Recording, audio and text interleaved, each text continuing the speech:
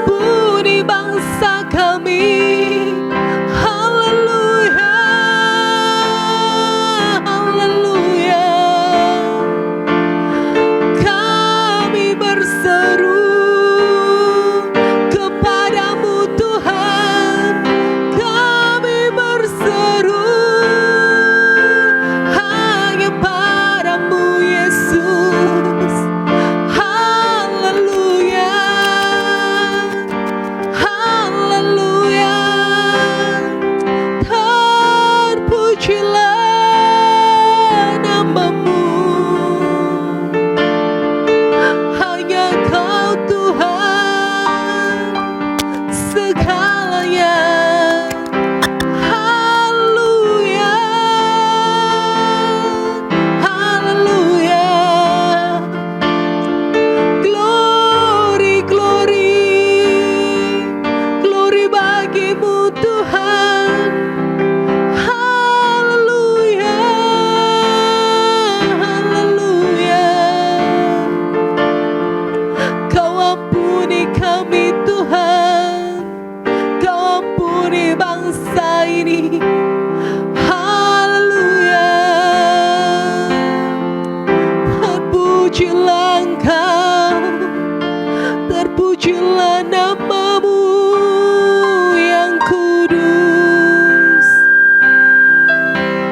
Haleluya, haleluya. Glory, glory, hanya bagimu Tuhan. Haleluya, haleluya. Syukur, syukur, hanya bagimu Tuhan. Haleluya, haleluya, haleluya, haleluya. Terima kasih. Haleluya. Ini kami ya Tuhan, kami datang kepada Engkau, merendahkan hati kami, merendahkan diri kami di hadapan-Mu Tuhan. Kami memohon padamu Tuhan, biar belas kasihan-Mu turun atas bangsa kami. Biar belas kasihan-Mu Tuhan turun atas negeri kami Indonesia ini.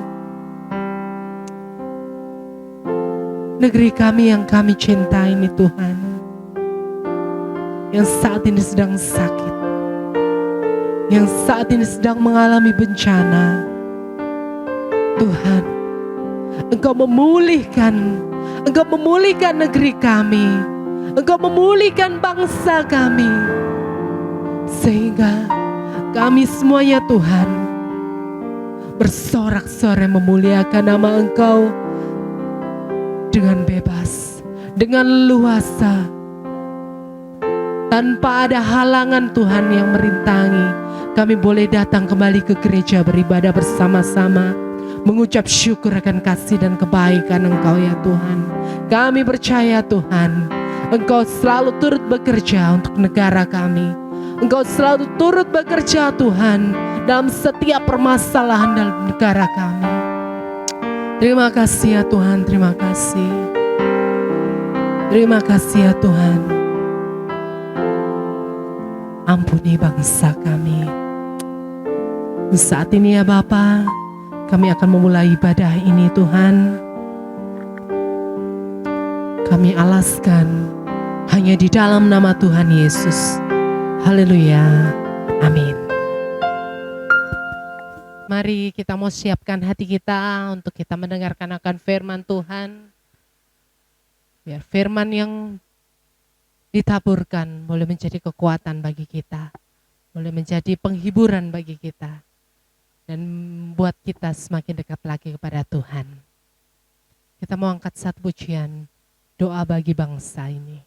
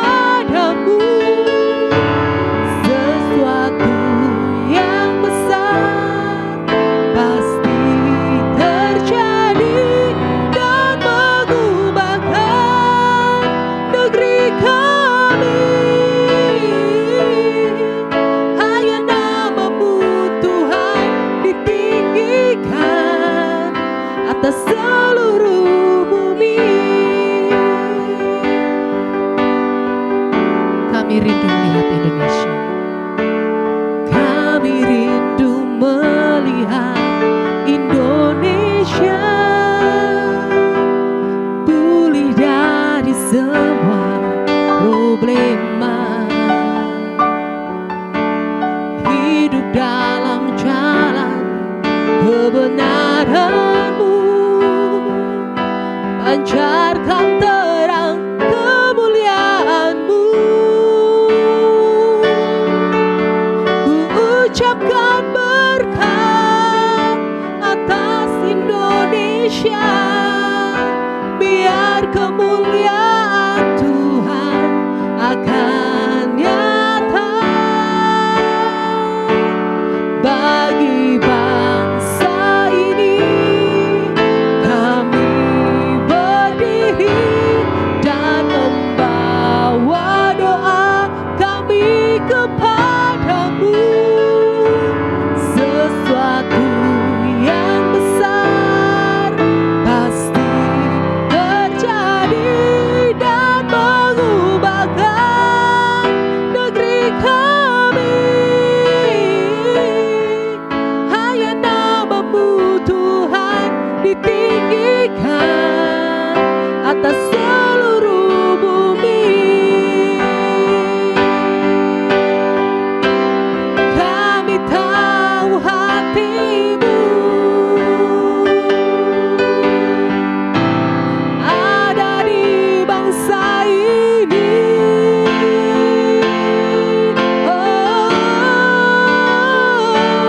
Bagi bangsa ini kami berdiri dan membawa doa kami kepadamu. Sesuatu yang besar pasti terjadi dan mengubahkan negeri kami. Hanya nama-Mu Tuhan ditinggikan atas seluruh bumi. Hanya nama-Mu Tuhan ditinggikan. Hanya nama-Mu Tuhan ditinggikan. Hanya nama-Mu Tuhan ditinggikan atas seluruh bumi.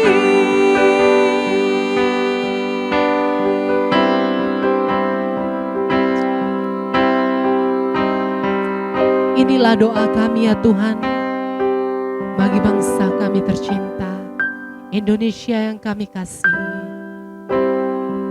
Sesuatu yang besar pasti terjadi. Engkau sudah menyiapkan segala rencana yang baik bagi kami. Engkau sudah menyiapkan masa depan yang terbaik bagi bangsa kami. Terima kasih ya Tuhan. Biarlah segala bencana yang kami alami Tuhan, kami boleh lalui dengan ucapan syukur. Dengan selalu bersyukur ya Tuhan, karena kasih-Mu selalu baru dalam hati setiap kami. Terima kasih ya Bapa. Terima kasih buat segalanya. Dan saat ini Tuhan kami siap mendengarkan akan firman-Mu.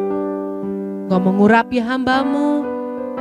Biarlah firman yang ditabur ini Tuhan boleh menjadi kekuatan bagi kami. Boleh menjadi Tuhan pedoman dalam kehidupan kami, untuk kami semakin dekat kepada Engkau. Membawa iman kami bertumbuh, semakin mencintai Engkau Tuhan. Terima kasih ya Bapa, terima kasih. Kami siap hanya di dalam nama Tuhan Yesus Kristus. Haleluya. Amin. Segala puji, hormat, dan kemuliaan hanya bagi Tuhan kita Yesus Kristus. Damai sejahtera dari Bapa di surga turun atas kita pada pagi hari ini. Shalom. Bapak, Ibu, saudaraku yang kekasih dalam Tuhan Yesus Kristus, mari kita bersama merenungkan akan firman Tuhan. Kalau minggu yang lalu tema firman Tuhan adalah menemukan hikmah dalam musibah. Bagaimana kira-kira cara untuk bisa menemukan hikmah dalam satu musibah itu? Yang pertama, kita harus percaya, yakin sepenuhnya bahwa Allah turut bekerja di dalam segala perkara untuk mendatangkan kebaikan bagi kita, orang-orang yang mengasihi Dia. Dan yang kedua, kita harus berpikir positif. Jangan kita memakai kacamata hitam untuk mengharapkan melihat dunia ini terang, ya. Karena kalau kita memakai kacamata hitam, jelas semua akan kelihatan gelap. Nah, yang kegelapan yang dimaksud itu ya ketakutan, kecemasan, dan putus asa. Kalau kita pakai kacamata hitam itu, ya, kita akan melihat keadaan itu menakutkan, mencemaskan, membuat kita putus asa. Karena seperti kita melihat keadaan itu dengan kacamata pembesar, sehingga sekalipun itu sebetulnya hanya kecil, tapi karena kita melihat dengan kaca pembesar itu, maka masalah itu menjadi besar. Nah, dan itu bisa berdampak merusak kesehatan kita, ya, dan juga bisa membuat kita itu drop, lemes, tidak ada kekuatan untuk mengatasi akan masalah itu.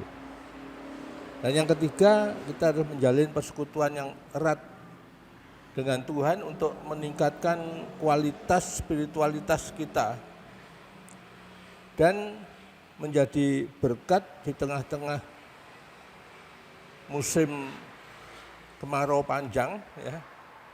Karena orang yang dekat dengan Tuhan, yang tetap melekat dengan Tuhan digambarkan sebagai pohon yang ditanam di tepi aliran air, sehingga sekalipun di musim kemarau, ya, artinya kemarau itu adalah kemalangan, kesulitan, daunnya akan tetap hijau. Maksudnya keadaannya akan tetap tegar, ya, dan tidak berhenti berbuah. Artinya dalam keadaan kekeringan, musim kering sekalipun, ya akan tetap berbuah, memberikan kesaksian yang baik di dalam kehidupannya. Nah, sekarang saya akan membahas tentang poin yang kedua tadi, yaitu berpikir positif untuk bisa menemukan hikmah dalam musibah, ya. Berpikir positif. Nah, kali ini mari kita belajar dari seorang tokoh, yaitu Kaleb. Kaleb itu artinya adalah anjing, saudara. Ya, Kaleb itu artinya adalah anjing. Nah, kita tahu bahwa hewan anjing itu mempunyai dua sisi, sisi positif dan negatif. Tapi yang paling nyolok, yang bisa dipahami, ya, fakta yang bisa dilihat dengan jelas oleh setiap orang, baik itu penggemar maupun pengamat, ya, bahwa anjing itu adalah setia dan taat kepada majikan atau tuannya. Ya. Anjing itu selalu taat dan setia kepada tuannya. Nah, Kaleb mempunyai sikap yang demikian. Kaleb adalah seorang di antara 12 pengintai yang diutus oleh Musa untuk mengintai tentang keadaan di Kanaan sebelum bangsa Israel masuk ke tanah Kanaan itu. Bergerak masuk ke tanah Kanaan itu.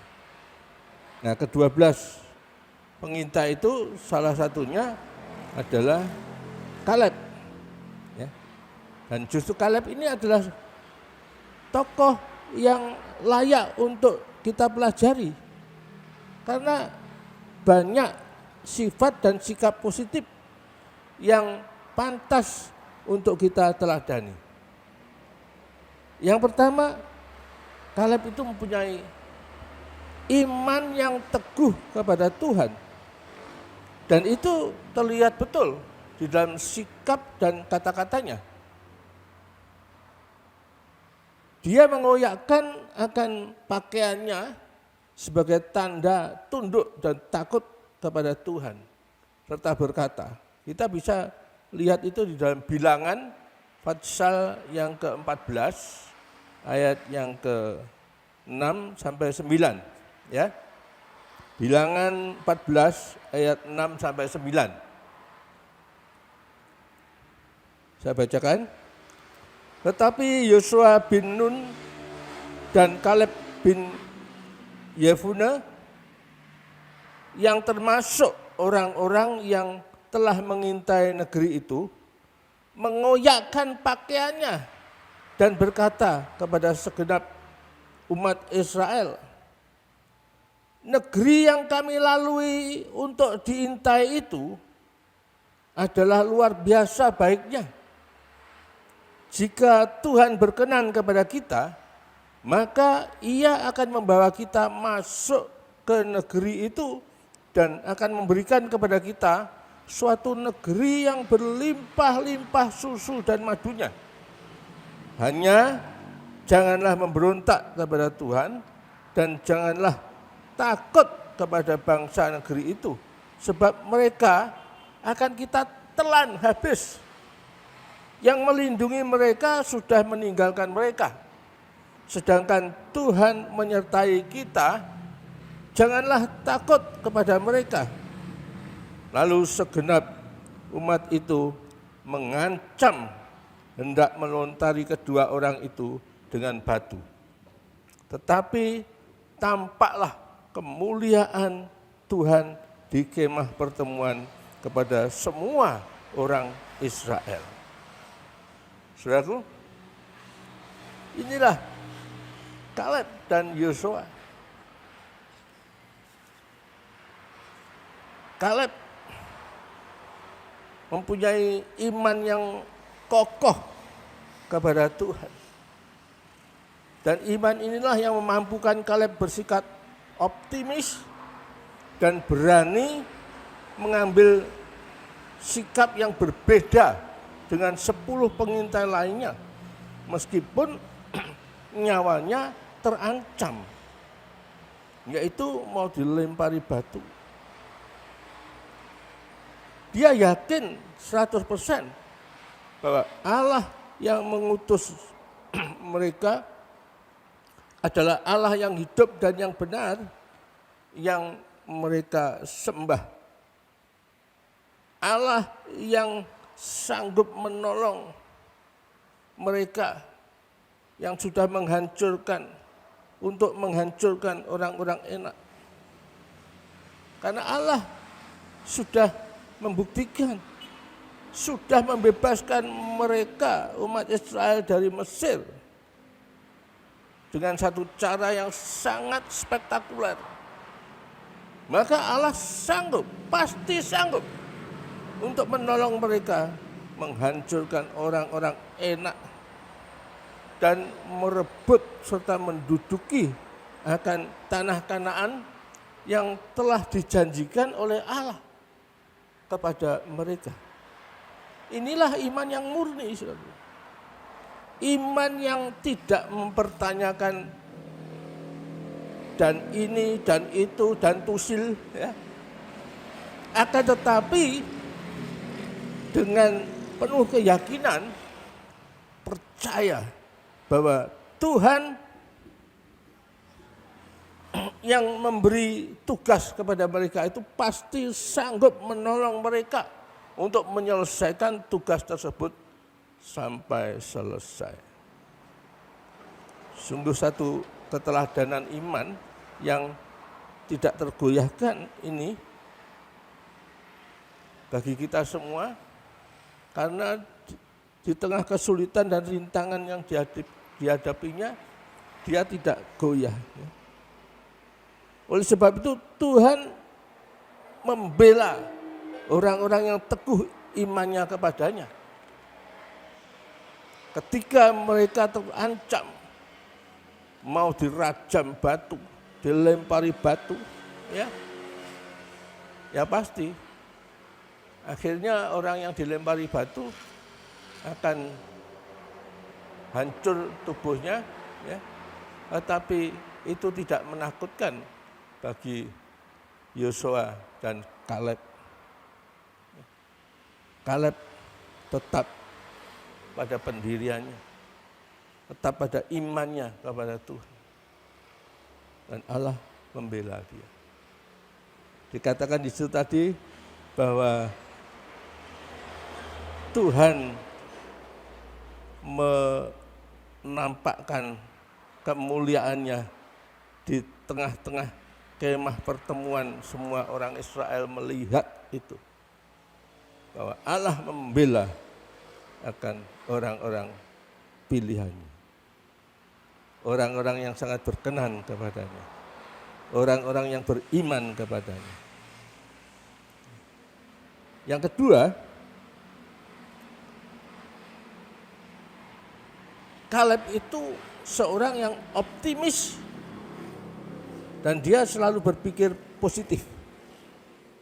Sikap ini ditunjukkan di dalam Bilangan pasal yang ke-13, ya, ayat yang ke-30. Coba kita baca. Bilangan pasal yang ke-13 ayat yang ke-30.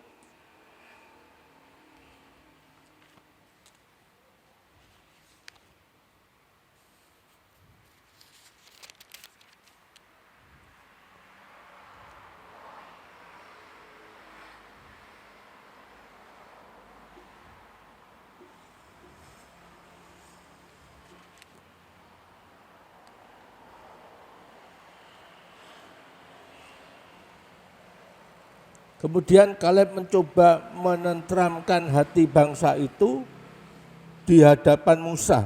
Katanya, tidak, kita akan maju dan menduduki negeri itu sebab kita pasti akan mengalahkan mereka. Kita akan mengalahkannya. Ya.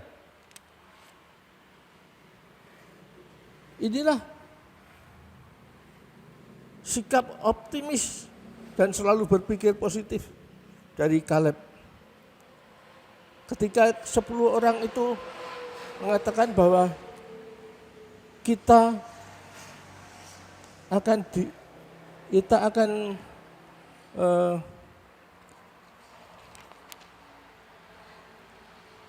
tidak akan bisa masuk ke negeri itu. Karena orang-orang di sana adalah orang-orang yang tinggi besar, semua raksasa. Bangsa Enak adalah orang yang besar-besar dan mereka menganggap mereka tidak bisa, tidak mungkin untuk bisa masuk. Tapi kita lihat Kaleb dengan tegas berkata, dia menunjukkan sikapnya, kita akan maju dan menduduki negeri itu, dan kita pasti akan mengalahkan mereka. Saudaraku, 12 orang mengamati satu tempat yang sama selama 40 hari. Tetapi kesimpulan akhir setelah mereka mengamati selama 40 hari itu, pendapat mereka itu berbeda. Bahkan sangat bertolak belakang. Antara dua orang, Yosua dan Kaleb, dengan 10 pengintai yang lain itu. Dan sayang sekali, ya, suara yang terbanyaklah, yang pesimis itulah yang didengar. Dan itu mengakibatkan satu hal yang fatal, satu keputusan yang membuat mereka itu mengalami keadaan yang sangat fatal, di mana mereka harus berputar-putar di padang gurun itu selama 40 tahun sebelum mereka itu akhirnya bisa masuk ke Kanaan itu. Coba, mereka mengamati selama 40 hari.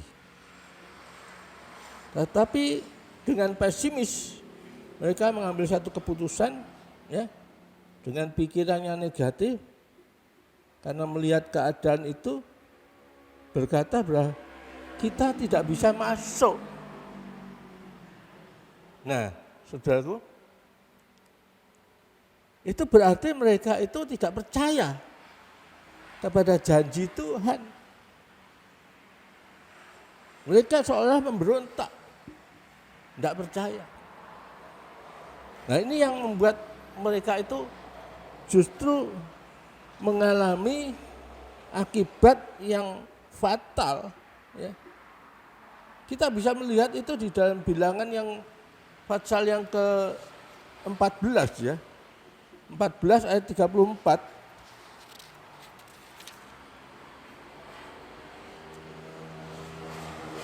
Tuhan sendiri berkata, sesuai dengan jumlah hari yang kamu mengintai negeri itu, yaitu 40 hari, 1 hari dihitung 1 tahun. Jadi 40 tahun lamanya kamu harus menanggung akibat kesalahanmu, supaya kamu tahu rasanya jika aku berbalik daripadamu. Mereka mesti mengalami akibat yang fatal. Dari 40 hari dihitung 1 hari itu 1 tahun. Jadi 40 tahun mereka itu mesti berputar-putar di padang gurun. Namun sikap optimis Kaleb, ya, itu menimbulkan akibat yang sangat baik bagi dirinya dan bagi keturunannya. Sikap optimis dan selalu berpikir positif itu memberinya satu kekuatan dan motivasi untuk terus maju, pantang menyerah sampai mencapai tujuan,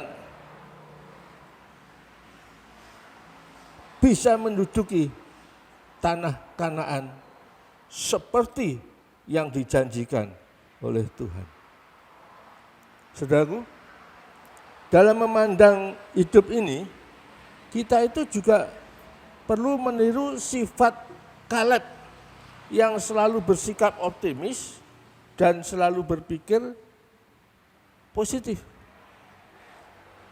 Tidak terpengaruh oleh berita-berita negatif yang kita lihat dan kita dengar, yang bisa membuat seseorang itu kecewa, sedih, putus asa, takut, depresi, dan itu akan melemahkan, akan tubuh kita, ya, sehingga kita bisa lemah, tidak berdaya.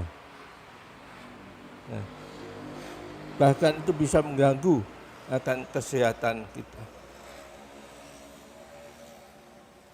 Kita harus selalu mengingat, belajar untuk mengingat akan anugerah Tuhan yang sudah diberikan kepada kita dengan bukti-bukti yang nyata yang sudah kita alami.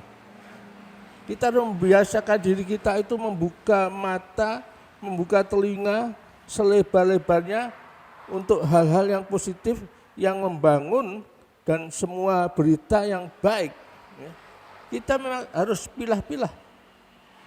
Dan sikap ini akan membawa kita itu bergerak maju dan memotivasi kita untuk terus berjuang mencapai tujuan hidup kita.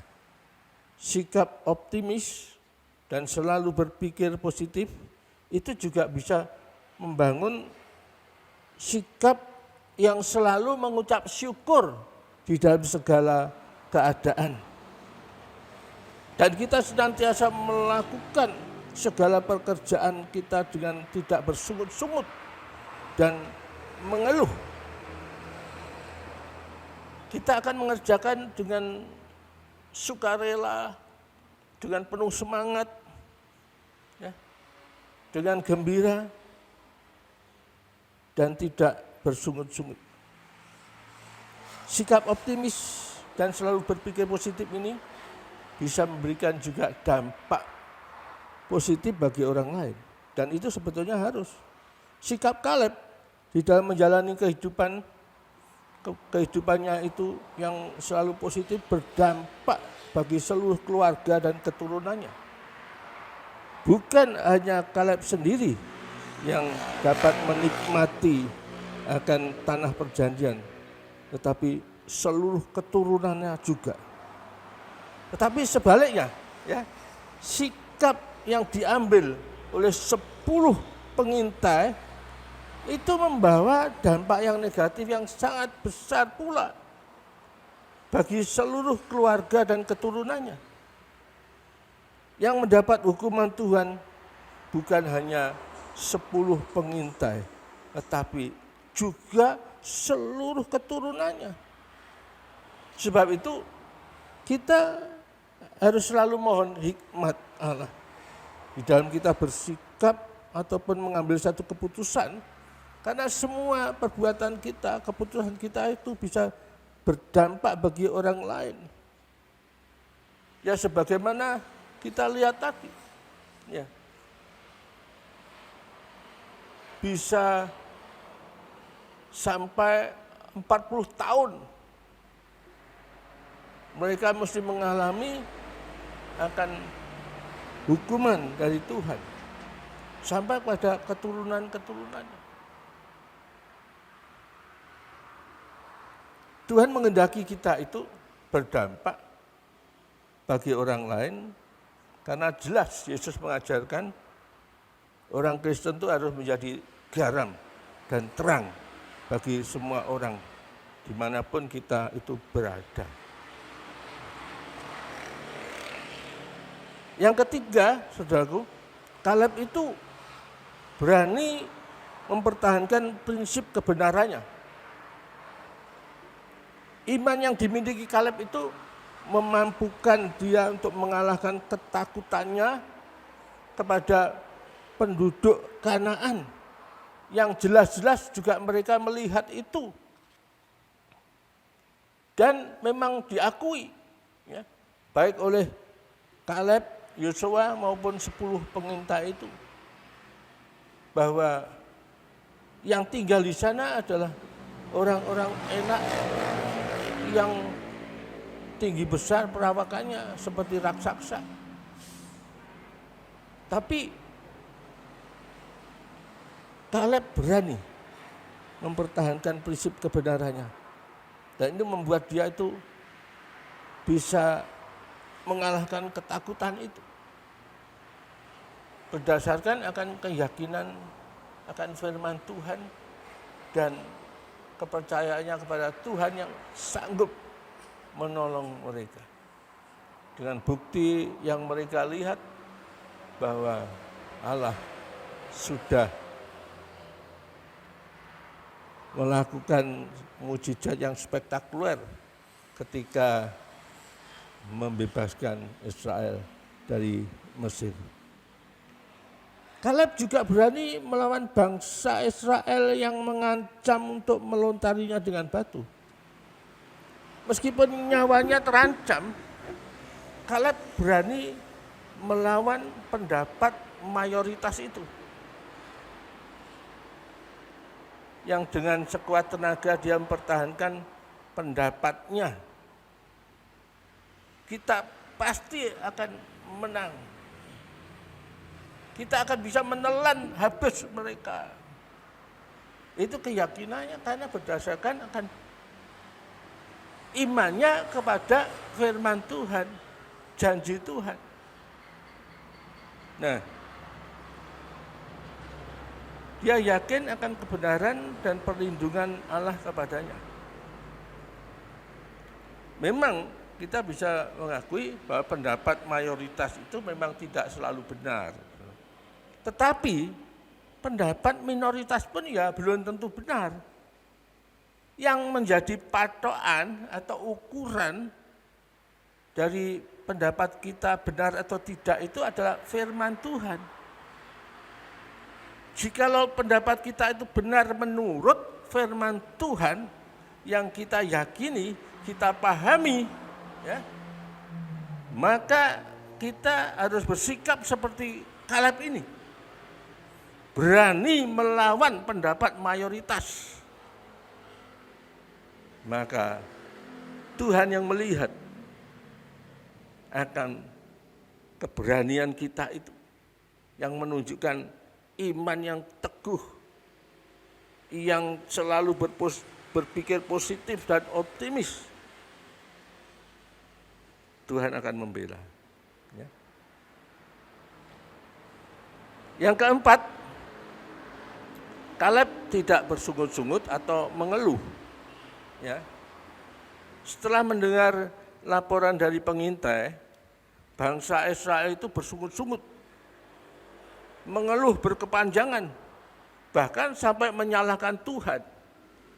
Kenapa Tuhan membawa mereka keluar dari Mesir hanya untuk bisa mati di padang gurun saja? Tetapi Kaleb tidak mengeluh. Karena apa? Karena ia dapat merasakan kasih Tuhan yang selalu menyertai umatnya sejak keluar dari Mesir. Dan dia bisa merasakan itu. Kaleb tahu bahwa segala penderitaan yang dialami bangsa Israel itu sebetulnya adalah disebabkan mereka itu selalu berontak kepada Tuhan sehingga membuat Tuhan itu murka. Ya. Sesungguhnya Tuhan itu menyertai mereka, memelihara mereka, bertanggung jawab pada mereka, memimpin mereka. Kaleb tahu bahwa jika umat itu berontak kepada Tuhan, nah itu Tuhan akan murka. Tuhan tidak berkenan untuk membawa mereka itu masuk ke dalam Kanaan. Dan semua ini juga didasari oleh iman dari Kaleb itu. Yang kelima, yang luar biasa di sini, saya melihat ya bahwa Kaleb itu mempunyai roh yang berbeda dan mengikut Tuhan dengan sepenuhnya. Ya. Coba kita baca di dalam Bilangan 14 ayat 24.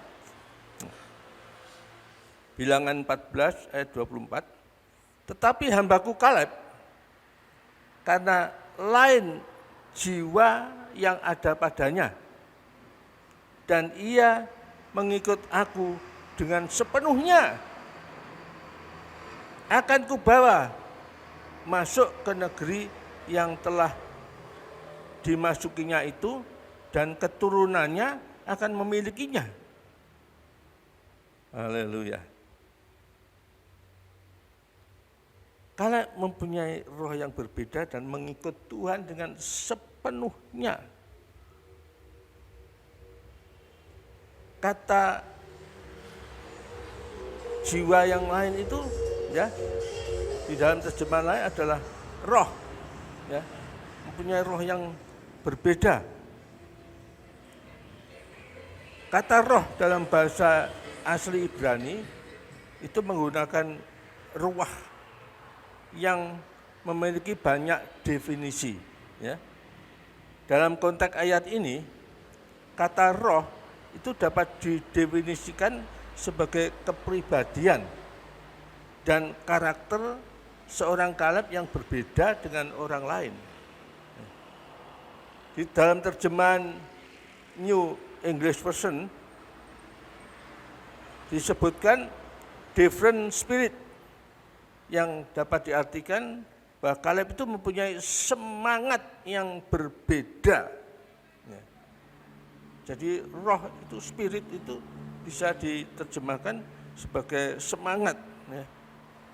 Namun di dalam The Living Bible itu diterjemahkan sebagai different kind, yang artinya yaitu Kaleb itu mempunyai kebaikan hati yang berbeda dengan orang lain. Kaleb mempunyai kesetiaan dalam mengikut Tuhan. New English Version menerjemahkan mengikut Tuhan dengan sepenuh hati, tulus, ikhlas, dan sungguh-sungguh. Ya. Coba kita membayangkan, ya, ketika diri kita itu jatuh cinta kepada seseorang, gitu ya, maka ya pasti kehidupan kita itu dipenuhi dengan bukan cuma sejuta rasa, ya, tapi satu energi yang sangat luar biasa untuk menyenangkan orang yang kita cintai tanpa mengharapkan balasan. Ya. Ada satu spontanitas, ada satu energi yang luar biasa untuk kita melakukan sesuatu yang menyenangkan orang yang kita cintai tanpa kita mengharapkan balasan. Apalagi ketika orang yang kita cintai itu menyambut cinta kita. Nah, kira-kira seperti itulah kesungguhan Kaleb di dalam mengikut Tuhan. Cintanya kepada Tuhan itu membuat dia itu mempunyai satu loyalitas yang tinggi terhadap Tuhan, ya, yaitu dia sungguh-sungguh ingin menyenangkan hati Tuhan. Dan sikap dari Kaleb ini perlu kita pelajari betul dan kita teladan. Karena kita lihat dia sungguh-sungguh jadi orang yang berkenan di hati Tuhan, dan dia bisa memiliki apa yang dirindukan hatinya karena dia pegang teguh akan firman Tuhan. Menurut pengamatan saya, Kaleb itu berhasil sebab ada beberapa hal, ya. Yang pertama itu dia memang memiliki satu sasaran yang jelas. Ada goal yang ingin dicapainya itu. Sasaran yang jelas. Coba kita membaca di dalam Yosua pasal 14, ya. Ayat yang ke-7 sampai 15, ya.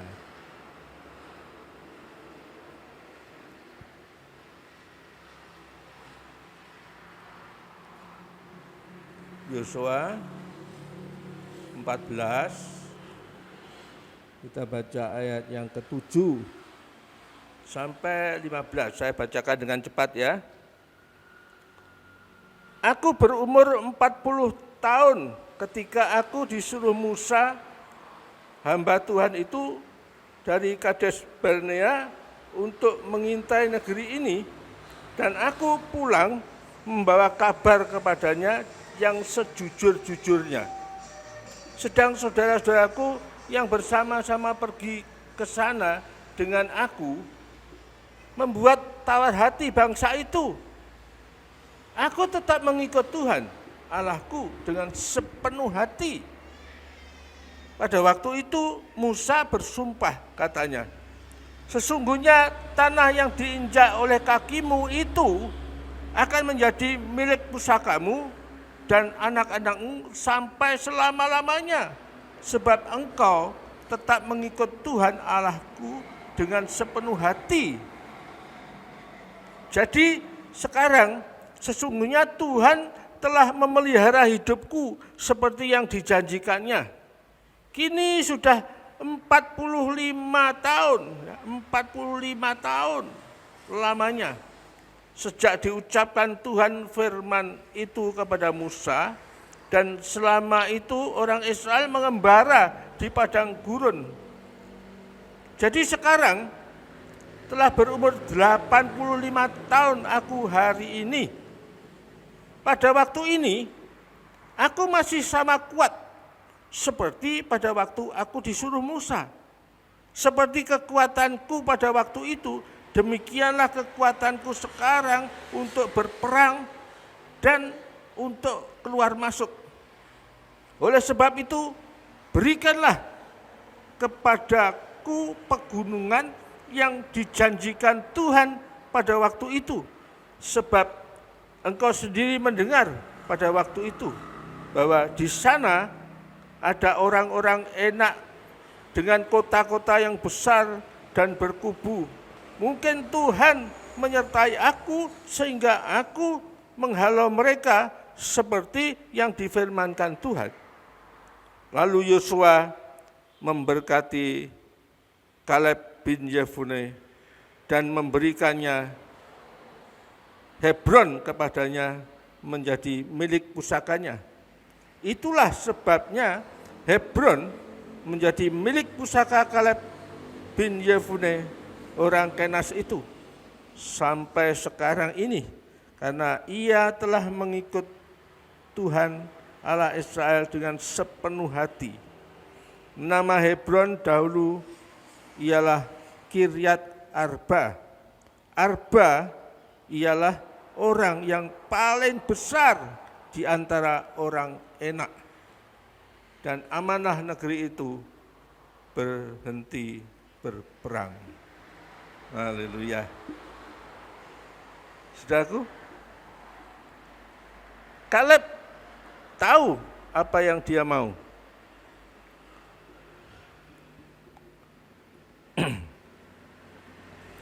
Dia menginginkan memiliki pegunungan Hebron. Nah, inilah goalnya. Goal ini sudah dimilikinya, ya. 45 tahun yang lalu. 45 tahun yang lalu Tuhan memberikan impian di hatinya. Dan 45 tahun yang lalu itu dijanjikan oleh Musa kepadanya. Selama 45 tahun kerinduannya akan hal itu tidak pernah pudar. Ya. Ada satu kerinduan yang terus dipertahankan. Meskipun dia mengalami penderitaan bersama dengan umat Israel yang muter-muter di padang gurun selama 40 tahun itu. Tapi dikatakan Tuhan memelihara dia. Ya. Tuhan tetap membuat dia berbeda dengan yang lain. Yang lain mengalami sakit penyakit, ya, dan mereka berjatuhan, berguguran, mati di padang gurun seperti apa yang mereka katakan sendiri. Ya. Mereka itu berkata, lebih baik kami mati di padang gurun, ya, jadilah seperti apa yang dikatakan oleh mereka. Ya. Kaleb selama 40 tahun kerinduannya, impiannya akan Hebron tidak pernah pudar. secara fisik, Kaleb sudah berumur 85 tahun. Seharusnya dia jadi seorang yang lemah. Aduh, impianku kosong, umurku sudah segini. Tapi dia tidak pernah mempunyai pikiran yang pesimis, ya. Dia tetap optimis, dia tetap berpikir positif, ya. Dan itu yang membuat dia mempunyai satu kekuatan yang luar biasa. Dia tidak pernah melupakan impiannya. Dia tetap punya semangat yang membara. Malah dia berkata, semangatku sama seperti waktu aku umur 40 tahun. Umur 85 tahun. Tapi dia masih tetap eksis. Karena satu alasan. Karena dia punya target. Dia punya visi. Dia tahu apa yang dia mau. Dia maju terus untuk mencapai apa yang dirindukan itu. Hebron. Ya. Apa Hebron? Hebron dalam hidupmu? Dalam hidup kita saat ini? Apa yang menjadi impian kita saat ini? Apa tujuan hidup kita saat ini? Saudaraku, menurut survei, ya, itu 90% orang itu tidak tahu tujuan hidupnya. Ini survei, ya, hasil survei. Ya. 90% orang-orang itu ya hidup tanpa tujuan. Enggak tahu tujuan hidupnya. 50% tahu. Tapi tidak pernah mencapainya.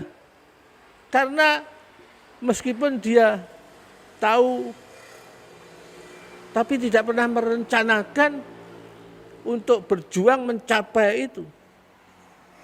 Tujuan itu. Dan survei itu mengatakan hanya 5% orang yang punya tujuan dengan jelas, merencanakannya dan menjalankannya. Dan yang 5% ini, saudaraku, dikatakan 95% berhasil. Ya. Karena dia sungguh-sungguh merencanakan dan melakukan satu usaha maksimal untuk mencapai apa yang menjadi akan kerinduannya itu. Saya pernah membaca tentang kisah dari Kolonel Sanders, pendiri KFC. Ya, kita lihat saat ini KFC cuma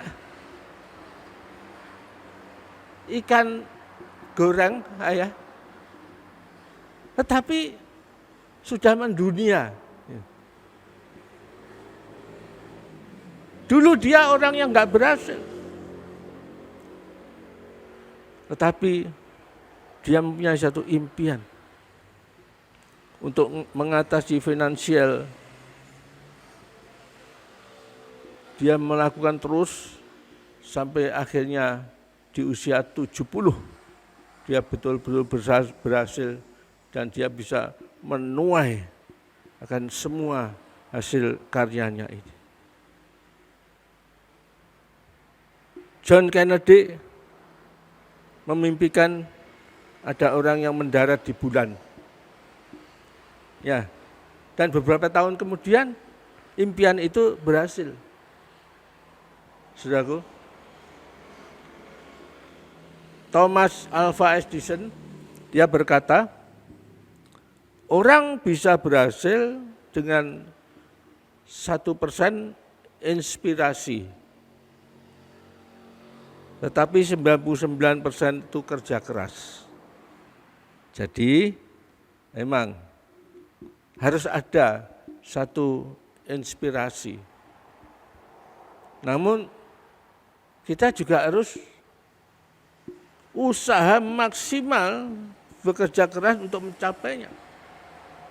99% itu adalah hasil dari usaha kita yang tidak pernah berhenti, tidak pernah menyerah. Ini yang membuat berhasil. Kaleb demikian juga, punya kerinduan. Dan oleh sebab itu, dia malah dikuatkan oleh Tuhan. Karena apa yang dia sedang laksanakan itu sesuai dengan kehendak Tuhan, rencana Tuhan. Tuhan selalu kuatkan dan pelihara dia terus. Sampai dia di umur 85 tetap kuat. Dan berani nantang, berikan Hebron itu kepadaku. Ya. Di sana memang banyak orang-orang yang gede-gede, raksasa. Tapi dia percaya bahwa Tuhan akan menyerahkan itu kepadanya. Berikan kepadaku pegunungan itu yang sudah dijanjikan Tuhan waktu itu. Sebab engkau sendiri mendengar orang-orang enak dan kota-kota yang besar berkubu ada di sana. Tapi dia berkata, Tuhan menyertai aku sehingga aku akan menghalau mereka seperti yang difirmankan Tuhan. Dia tidak lepas dari firman Tuhan, janji Tuhan. Dia mengimani janji Tuhan yang menjadi impiannya itu akan menjadi satu kenyataan. Oleh sebab itu, dia memakai seluruh potensinya untuk merebut, menduduki akan Hebron itu. Ya. Sekalipun umur 85 tahun, ya, dia tetap. Oleh sebab itu, tidak ada waktu yang terlambat. Jangan berkata umurku sudah sekian. Enggak mungkin aku bisa mencapai impianku, idamanku, kalah di awak ini. Wis tuwa, saudaraku. Kalau saya memperhatikan di dalam Alkitab, Yohanes itu melayani Tuhan sampai akhir hidupnya. Dan dia tetap kuat.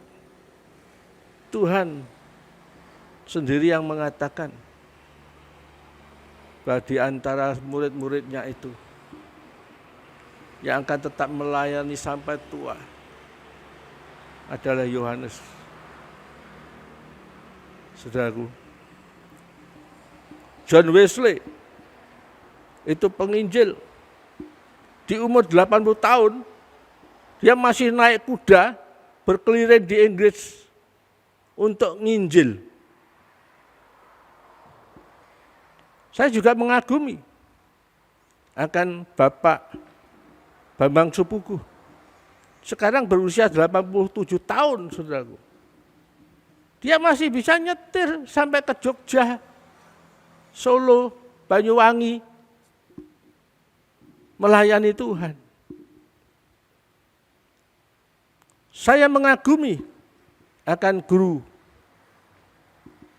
yang mengajar saya di sekolah Alkitab Tabernakel Lawang, Bapak Poguan Sin, ya, Gersom Sutopo,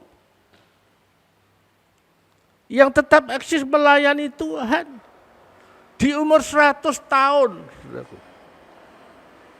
Dia tetap khotbah, meskipun dia harus duduk, tidak bisa berdiri. Dia masih siap diundang untuk jadi pembicara di seminar. Namun di usia 102 tahun, ya, sebelum dia meninggal, dia diundang untuk mengisi seminar tentang Pentakosta. Karena dia satu-satunya yang tahu jelas mengenai sejarah Pentakosta itu. Dan dia siap, sehingga undangan itu disebar kemana-mana.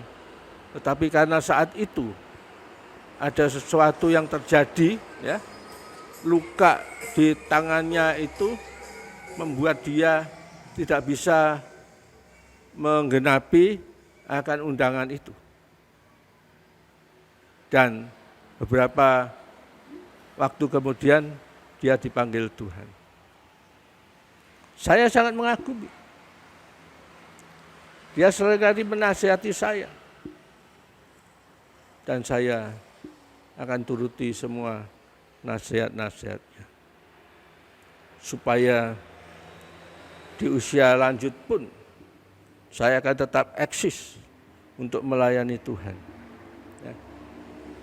Saya kagum bahwa di umur 100 dia itu enggak pikun. Dia masih mengingat akan ayat-ayat Alkitab. Dia bisa mengajar secara sistematis. Oleh sebab itu dia diundang untuk mengisi seminar sejarah Pentakosta. Karena dia satu-satunya orang tua yang sudah melalui sejarah Pentakosta itu dengan mata kepala sendiri. Yang lain sudah berjatuhan. Bapak Ishak Leo, ya, panggil Tuhan, ya. Dan semua yang tua-tua, tidak ada orang tua yang bisa diminta untuk memberikan satu pelajaran mengenai sejarah Pentakosta itu. Namun hanya Pemungkan Sin ini. Dan dia bisa tetap kuat, eksis, melayani di umur 100 tahun. Demikian juga Kaleb. Ya. Dia di saat umur 85 tahun masih kuat. Dan dia mau melakukan pekerjaan Tuhan itu dengan seluruh potensinya. Ini yang menyebabkan dia berhasil. Ya. Dan yang ketiga, yang saya amati, dia itu adalah seorang yang setia kepada Tuhan dan seorang yang menghargai pimpinannya. Di zaman saat sekarang ini, ya, memang kita enggak heran jika melihat banyak jemaat yang tidak respect kepada pendeta atau pimpinannya. Karena motivasi mereka. Bahwa mereka adalah orang-orang yang enggak mau diperintah, enggak mau diajar, maunya mendengar yang enak-enak. Ya, khotbah-khotbah yang enak. Sehingga dia pilih gereja sana, gereja sini, ya. Sehingga tidak memiliki satu pemimpin yang betul-betul dihargainya.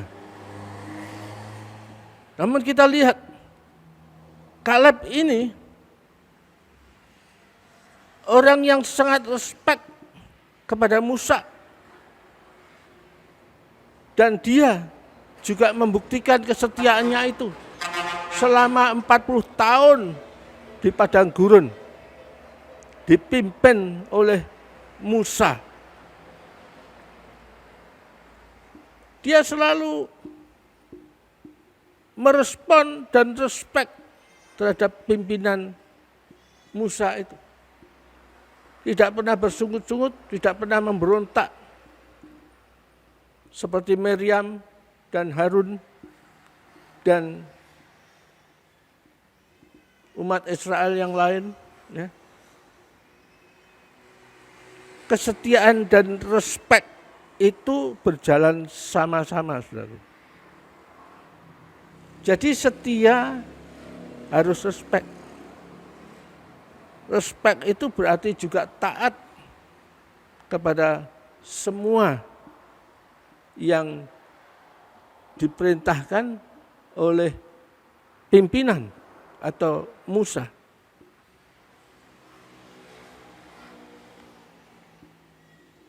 Kaleb tetap setia juga dan respek meskipun tongkat pimpinan itu diserahkan kepada Yosua, rekan yang sama-sama jadi pengintai, namun diserai jabatan atau pimpinan itu. Kaleb tetap setia, respek terhadap Yosua. Nah inilah saudaraku yang perlu untuk kita teladani ini. Satu hal yang luar biasa. Kaleb artinya adalah anjing. Dan kita tahu anjing itu adalah hewan yang setia dan respek kepada atasannya. Mari, saya tidak menganjurkan saudara untuk menjadi seperti anjing. Maaf saya, tapi kita belajar dari sikap hidup dari Kaleb yang sungguh-sungguh nyata yang dituliskan di dalam Alkitab. Yang hanya secara kebetulan, tapi saya rasa itu pun juga kebetulan. Bukan kebetulan, tetapi Tuhan sudah atur semua. Kenapa? Kaleb itu artinya anjing. Dan kita tahu bahwa anjing itu memang betul-betul hewan yang setia dan sangat respek kepada majikan dan tuannya. Puji Tuhan, mari kita merenungkan firman Tuhan ini dan saudara bisa menyelidiki kembali akan ayat-ayat yang kita baca dan kita merenungkan di rumah kita masing-masing. Mari kita berdoa. Bapa di surga, pagi hari ini hamba-Mu telah menyampaikan akan kebenaran firman Tuhan, di mana kami harus belajar untuk menjadi seorang yang selalu optimis dan berpikir positif sebagaimana Kaleb. Sebagaimana Kaleb yang Tuhan sudah memberkatinya, yang berkenan kepadamu Tuhan. Kiranya sidang jemaat bisa belajar dari satu kehidupan yang menyenangkan hati Tuhan, yaitu tetap percaya, yakin sepenuhnya kepada Tuhan, dan bersikap positif, optimis di dalam menghadapi apapun yang terjadi ini. Dan sebagaimana Kaleb, kami mempunyai roh yang berbeda dengan orang-orang lain karena kami tahu bahwa Engkau tinggal di dalam kami dan kami pun bisa berbeda dengan orang-orang yang tidak mengenal Engkau, Tuhan. Terima kasih Tuhan, firman-Mu pagi hari ini menguatkan kami semua. Berkati akan sidang jemaat-Mu, mereka yang dengan tekun mengikuti ibadah online ini Tuhan. Kuatkan mereka di tengah-tengah keadaan yang pada saat ini terjadi. Mereka tidak putus asa, tetapi mereka tetap optimis bahwa Engkau akan memeliharakan orang-orang yang dengan sepenuh hati mengikut Engkau, percaya kepadamu Tuhan. Engkau akan membuat mereka itu masuk ke dalam Kanaan, tanah perjanjian, satu keadaan yang berkemenangan, di mana kami bisa menikmati akan berkat-berkat-Mu, di mana kami bisa menikmati akan hasil taburan kami, dan kami bisa menuai di tanah yang subur yang Tuhan sudah berikan. Terima kasih Bapa, terima kasih Engkau tilik sidang jemaat-Mu pada saat ini, dan berkatilah mereka.